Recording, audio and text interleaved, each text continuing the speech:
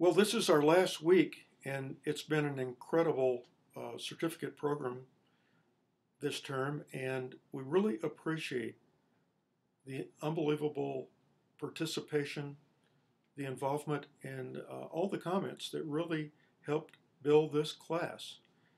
It's really as much the participants who post things as it is the materials that we provide. Looking at what we accomplished this term, is hopefully you've got a pretty good base foundation line for some of the options for teaching business ethics or integrating business ethics within a business program.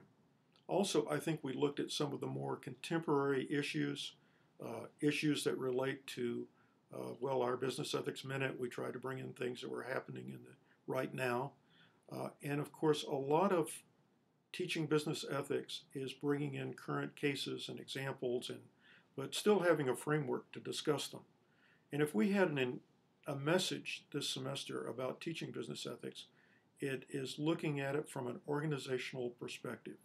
The idea that organizations that want to be ethical have to build an ethical climate. And this just doesn't bubble up from each individual. There has to be leadership, ethical leadership. There has to be some program elements. There has to be things like a code of conduct, someone responsible for the program, education, training, feedback mechanisms, as well as people with the ability to respond to issues as they evolve. And of course, we continue to find that maybe one of the biggest problems today still is complacency within organizations. People that know things are wrong, people that know there is misconduct, somehow, good people, somehow they just don't step up at the right moment. They let things go, they report to someone, and then it's swept away and there's no action. And if you don't deal with issues, they only get bigger and they cause more problems. Now, Linda is going to talk a little bit about the example that occurred only in the last couple of weeks at Penn State, where misconduct was reported but not responded to, and it has created an incredible crisis for the school.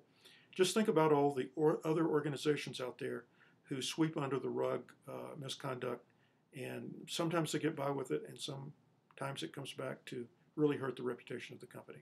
So here's Linda. Hi, this is Linda Farrell. Thanks again for everything that you did to contribute to and make this a meaningful certificate course.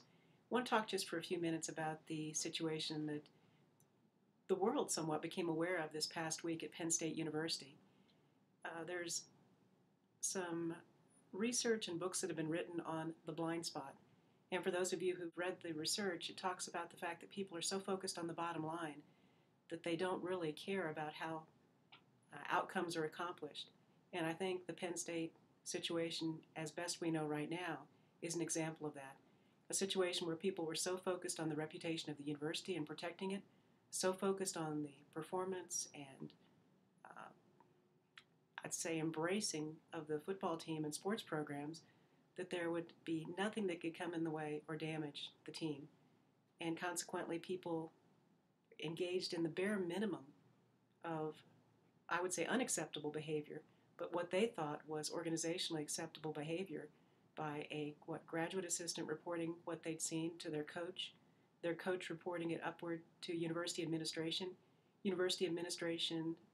allegedly investigating, and a situation that was, for all intents and purposes, not dealt with in a reasonable way. And even though it took a long time for this to come back to haunt the university, damage their reputation, damage a lot of players, coaches, students, faculty, university president who was terminated, but it has kind of sent shockwaves through this country in terms of how much of not necessarily exact same type of misconduct is going on, but what types of misconduct are going on in universities, as well as other organizations, that people don't want to deal with, don't want to follow up on, don't want it to damage the reputation, so they try and put it in a Ziploc, put it in a closet, and hide it away. And a lot of these issues don't go away. And I think we're learning a great deal about that as this transpires over the next few weeks and months. It wasn't necessarily bad individuals. It was the culture of the university that suppressed, hid, didn't deal with the situation at hand.